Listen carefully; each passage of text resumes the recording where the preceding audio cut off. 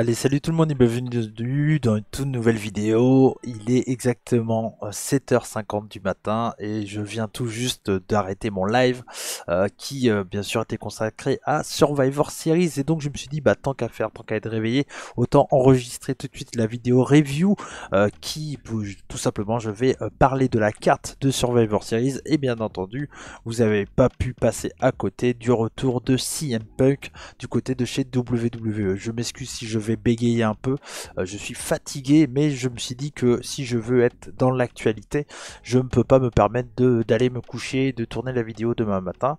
Donc on va faire ça bien tranquillement. Et donc comme je vous l'ai dit, donc il est tard, donc je m'en excuse si j'ai une tête fatiguée, mais voilà, j'ai fait 6 heures de live. Je remercie tous ceux qui ont été présents, qui m'ont choisi pour pouvoir vivre Survivor Series avec vous. Sachez que c'est le cas sur chaque gros pay-per-view de WWE, peut-être des pay-per-view à l'élite, peut-être des shows japonais dans le futur. Donc tenez-vous au courant bien sûr en me suivant sur les réseaux sociaux. C'est là que vous saurez à chaque fois si je live ou pas. Donc voilà, donc un grand merci à tous ceux qui m'ont choisi. Merci également à Monsieur Idan, à Enzo et à un de ses amis qui était avec nous, Paul, qui ont vécu le show avec moi. On a passé une très très bonne soirée, on s'est très bien marré. Et donc du coup voilà, je voulais revenir sur ce pay-per-view, donc Survivor Series War Games 2023, qui était moi un show qui vous le savez hein, si vous suivez ma chaîne en général, mais peut-être que certains d'entre vous vont me découvrir via cette vidéo. Tout simplement moi, WWE actuellement, je suis on va dire que je suis grâce à voilà au résumé sur internet, aux avis de certaines personnes, etc. Mais je ne suis pas quelqu'un qui regarde tous les weekly pour plusieurs raisons, parce que la façon de raconter le catch américain, en tout cas dans le côté mainstream, j'ai pas le temps de le suivre et ça m'intéresse un peu moins que par exemple le Japon ou le catch français, etc.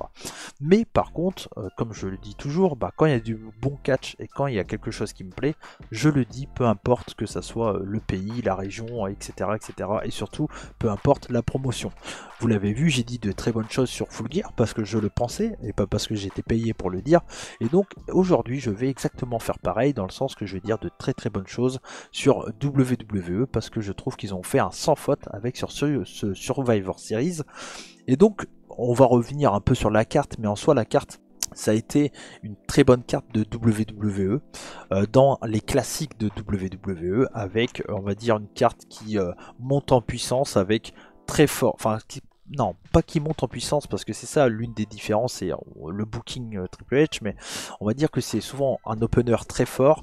On met la mid-card pour attendre et derrière le main event on lâche tout et c'est un peu ressenti comme ça également sur cette carte. On a eu un très bon opener avec le titre, enfin pas le titre excusez-moi, le War Games féminin, donc avec Becky Lynch, Bianca Belair, Charlotte et Shotzi contre Damage Control.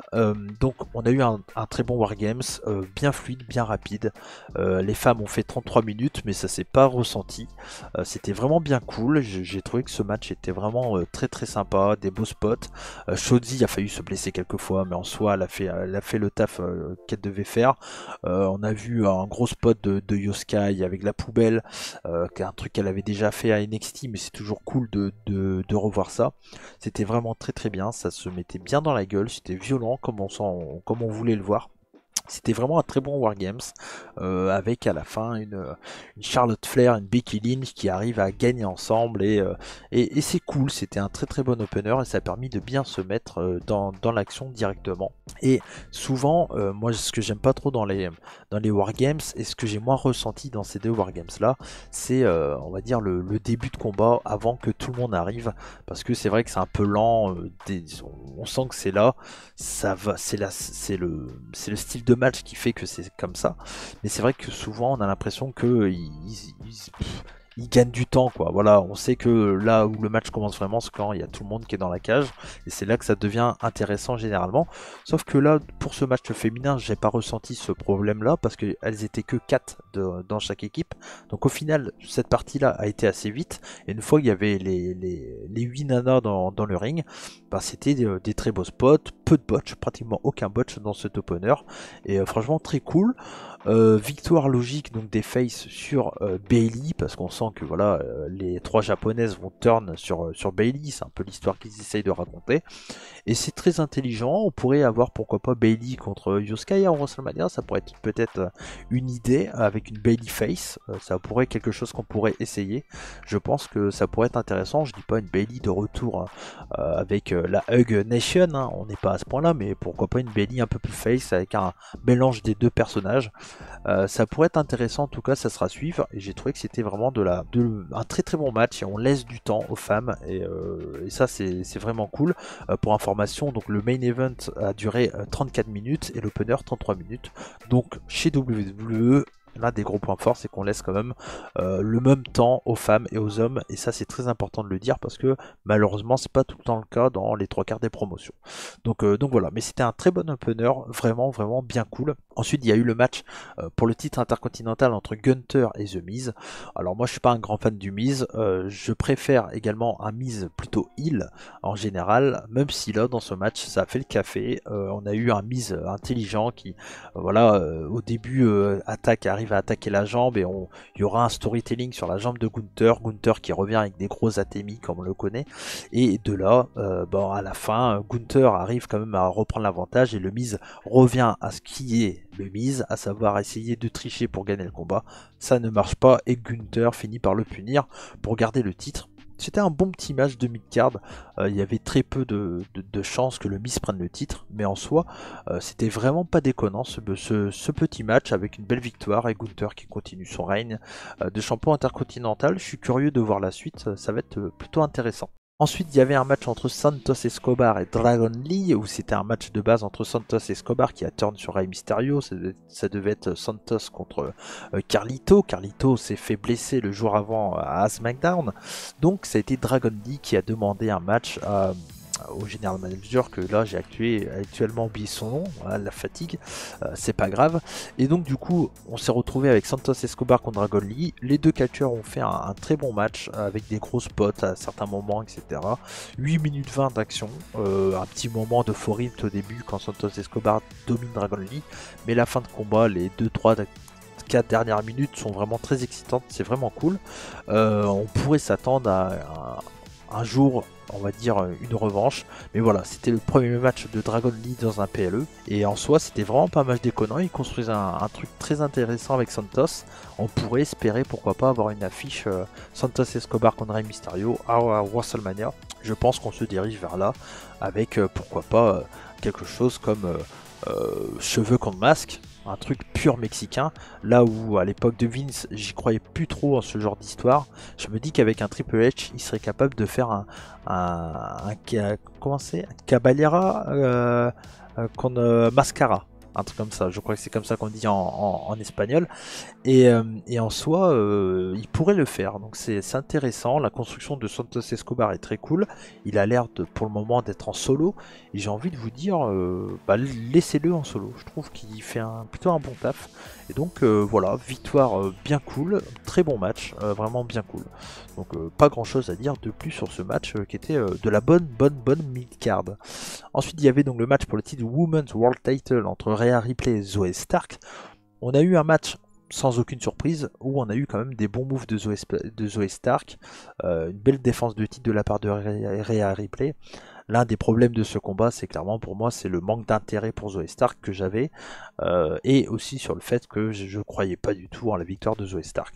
Donc c'était l'un des problèmes de ce combat, mais en soi c'est pas du tout un mauvais combat. Les femmes ont fait le taf, il y a des beaux spots de la part de Zoey Stark, ça reste un talent qui a potentiellement un très bon futur du côté de WWE, mais il faut qu'ils construisent un truc, parce que là elle avait des marques de guerre sur le visage, on sait pas trop pourquoi elle avait ça, enfin voilà, ça manque de profondeur je trouve dans le personnage, mais en soi Rhea Ripley c'est une tueuse, c'est la meilleure catcheuse actuellement je trouve dans le monde. Après je le précise, je regarde très peu de catch féminin. Donc voilà, mais en tout cas de ce que je regarde, on va dire le catch féminin que je regarde, c'est soit du catch français, soit du catch européen, soit du catch indé US, mais voilà, je regarde pas de Joshi Watt. Donc de ce que je vois, Rhea Ripley pour moi c'est la meilleure catcheuse actuellement.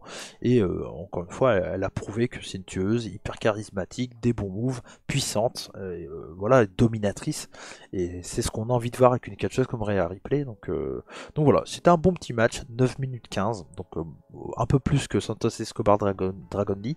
Donc voilà, et ça permettait tranquillement d'aller vers le main event. Donc c'était le War Games Tag Team Match, donc entre Cody, Jey Uso, Sami Zayn et Seth Rollins, contre Drew McIntyre, le Judgment Day, donc Damian Priest, Dominic Mysterio, Finn Balor et JD McDonough. Et donc je vous ai dit que 4 noms dans l'équipe des Face, tout simplement parce que il y avait la grande question, est-ce que The Apex Predator allait venir? Sans, ils nous l'ont teasé, ils nous l'ont pas dit. Et donc il y avait une grosse question, en plus de savoir est-ce que CM Punk allait être là. Je vous l'avoue, et je vais y revenir juste après, moi CM Punk j'y croyais pas une seconde, pour ceux qui ont vécu le show en live avec nous, je le disais avant le show, j'y crois pas une seconde que CM Punk va être là. Et donc bref, donc du coup ils nous l'ont teasé, ils sont arrivés à 4, bien sûr la dernière personne à aller sur le ring de la team des Face, et je l'ai pas dit pour les femmes, mais il y a quand même quelque chose qui m'a un peu dérangé, c'est les Face avaient l'avantage, là où dans le match masculin, je sais que pour les femmes c'était un vote des fans, donc bon voilà, mais pour les hommes, ça a été très très bien, le storytelling était très très bon, c'était un très très bon main event, donc du coup les heels avaient l'avantage, et donc automatiquement le dernier participant, on savait pas qui c'était, allait arriver en dernier pour les Face.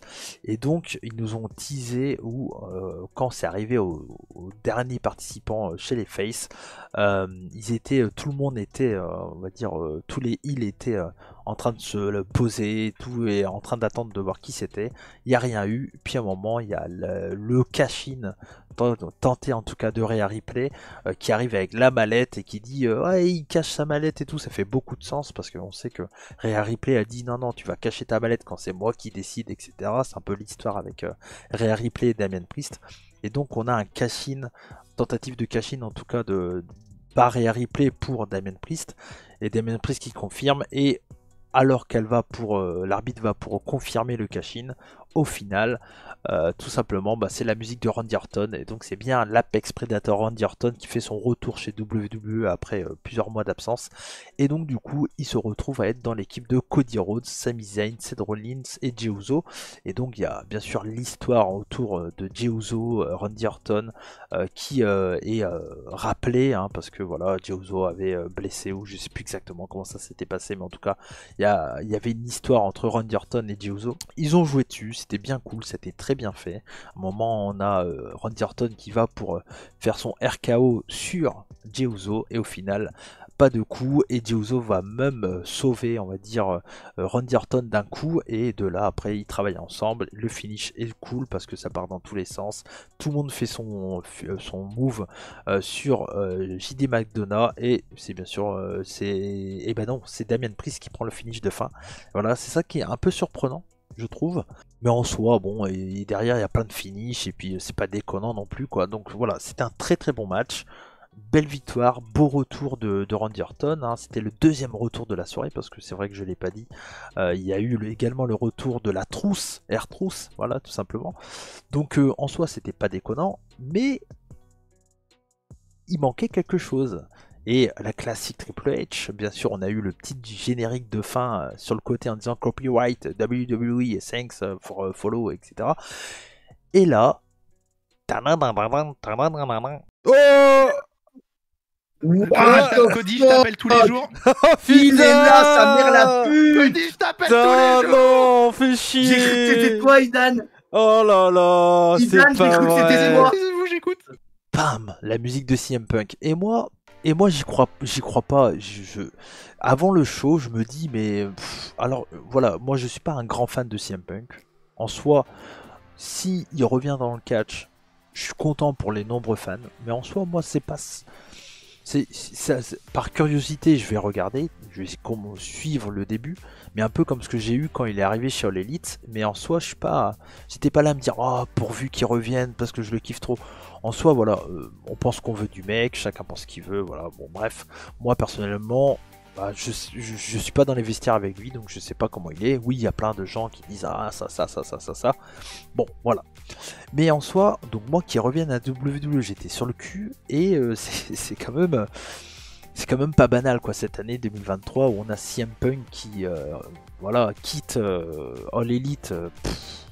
Sur une bagarre avec un jeune catcheur qui est Jack Perry et derrière qui revient sur les rings de WWE avec un WWE qui est plus dirigé par Vince McMahon mais dirigé par TKO et donc également booké par Triple H et donc on se retrouve avec un CM Punk de retour.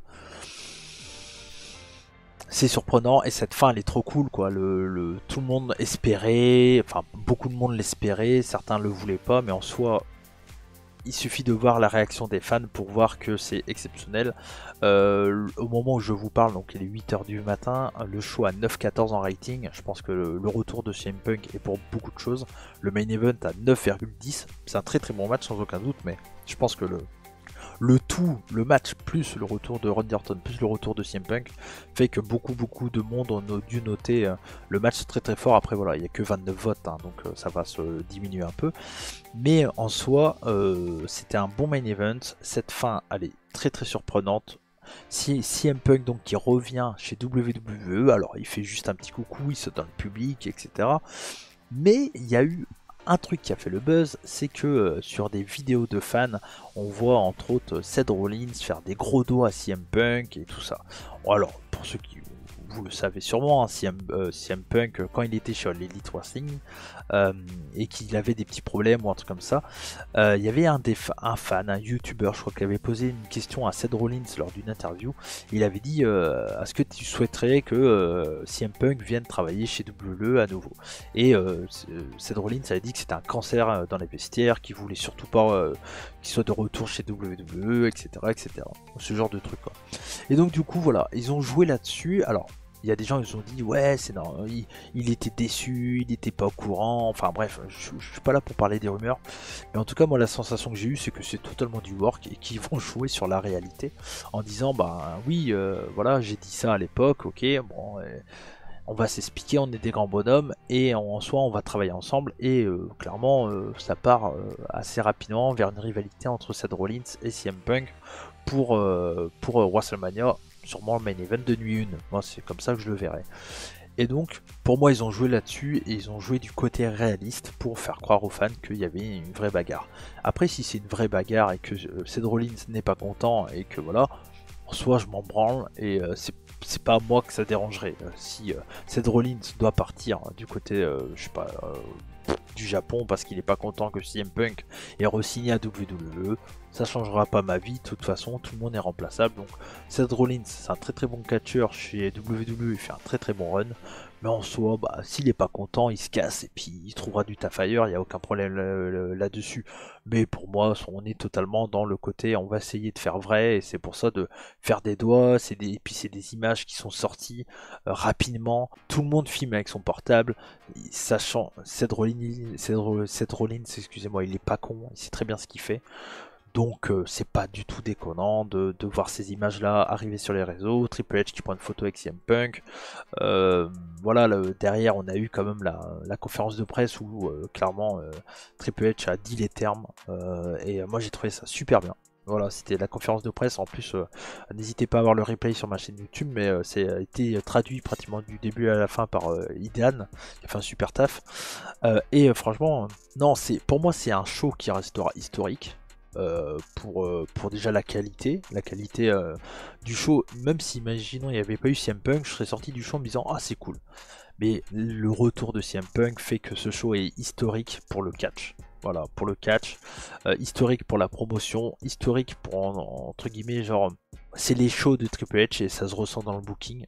Et franchement c'était un très très bon show WWE. Alors il n'y a aucun match qui est incroyable, même si le main event est à voir, mais c'est un Wargames quoi, voilà. Et puis les 3 matchs 1 contre 1 qu'il y a entre eux, c'est des bons matchs qui font le taf de la mid-card, mais c'est pas des grands matchs quoi, c'est pas des matchs qu'on va revoir. Santos Escobar, Dragon Lee, on pouvait s'attendre à un banger, mais vu que c'est le premier pay-per-view de Dragon Lee, vu que c'est le but c'est de mettre over Santos Escobar, on savait que ça allait pas être voilà, mais ils ont fait largement le taf et c'était très très bien. Mais ouais, CM Punk, c'est quand même surprenant de ouf, quoi. Je m'y attendais pas du tout. Et ça fait bizarre, je suis allé sur le site de WWE de voir CM Punk et Cody Rhodes côte à côte dans le roster, de, de, de revoir ouais, CM Punk dans le roster de WWE, les photos avec Triple H, c'est très très bizarre et clairement ils m'ont accroché quoi. Et à Raw, j'espère que le début de Raw ça va être Cult of Personality qui va sonner et on aura une promo de CM Punk. Pourquoi pas il s'assoit sur la scène, il refait une espèce de pipe bomb en disant que WWE l'a jeté, enfin tu sais, ils se démerdent, ils font un truc du style. Il y a plein de trucs à raconter avec CM Punk, il y a plein de matchs hyper intéressants à voir dans le futur. Euh, Moi je pense qu'ils vont partir sur une feud avec Seth Rollins qui va se vouloir très très réaliste, où on va avoir du shoot, des pipe bombs, des promos un peu fifou, et ça va être très intéressant à suivre, et clairement cette carte, cette road to WrestleMania commence très très fort. On a déjà des matchs qui commencent à s'installer hein, petit à petit. Santos Escobar, Rey Mysterio, ça peut sentir WrestleMania comme je vous l'ai dit. Sûrement Cody contre Roman Reigns, ça va commencer à s'installer. Potentiellement CM Punk peut gagner le Rumble et partir vers Seth Rollins. Donc voilà, il y a quand même beaucoup de choses à faire. Franchement, c'était malade. Moi, j'ai adoré regarder ce show. Comme je le dis tout le temps, je suis pas quelqu'un qui a un anti-WWE, un anti-All Elite. Moi, je suis juste quelqu'un qui kiffe le catch. Et après, voilà, moi, les débats sur Internet, je m'en bats les couilles. Euh, j'ai vu plein de gens crier au scandale, machin et tout, parler en disant « Ah, Seth Rollins, il est vexé et tout. » Je sais pas. Je suis incapable de dire si c'est vrai ou si c'est du work avec Seth Rollins. Seth Rollins c'est un professionnel, il est capable de faire genre il est vénère, puis au final il a serré la main à CM Punk, ils se respectent. Ils peuvent ne pas s'apprécier, hein, ça c'est sûr, mais ils savent travailler ensemble s'il y a besoin. Et il y a aussi une grosse différence, c'est que, alors moi, la gestion de Tony Khan, je la trouve à chier, mais comme beaucoup de personnes, je pense. Et clairement, CM Punk chez WWE, dirigé entre autres par Triple H et d'autres, hein, ça va être pas la même. Je pense qu'il va être plus comment dire, on va plus faire attention à ce qu'il va faire, etc., etc. Il va être plus, il y aura plus de monde derrière lui. Il va être plus, j'ai pas le terme, je m'en excuse, mais bref. Vous avez compris ce que je veux dire par rapport à l'élite où c'était clairement le bordel dans les vestiaires quoi, où il faisait ce qu'il voulait. Donc voilà, je suis curieux de voir ce que ça va être et puis on verra quoi, ça va être quand même quelque chose de trop cool. Et puis voilà, moi j'ai vraiment trouvé ce show très très bien. Donc voilà, donc c'était mon petit résumé que je voulais faire. Total impro, hein, voilà, il est 8h du mat. Je me dis est-ce que je vais me coucher, est-ce que pas, non. Non, je pense que je vais vous faire le montage et vous sortir ça très vite. Donc voilà. Donc en tout cas, bah, merci à vous de m'avoir suivi. N'hésitez pas à venir pendant les gros shows WWE, de regarder si je live ou pas. Parce que voilà, merci à tous ceux qui me soutiennent. N'hésitez pas également à venir tous les mercredis. Pour le mercredi, on reparlera de Survivor Series, du retour de CM Punk chez WWE. Si vous voulez venir passer à l'audio, le vocal est pour vous, vous le savez, le mercredi c'est mon podcast, mais c'est surtout votre émission et je vous donne la parole avec plaisir. Donc surtout, n'hésitez pas à venir, journée historique pour le catch. Voilà. Des bisous, comme on dit chez moi Banzai, et surtout n'oubliez pas, soyez curieux. Ciao.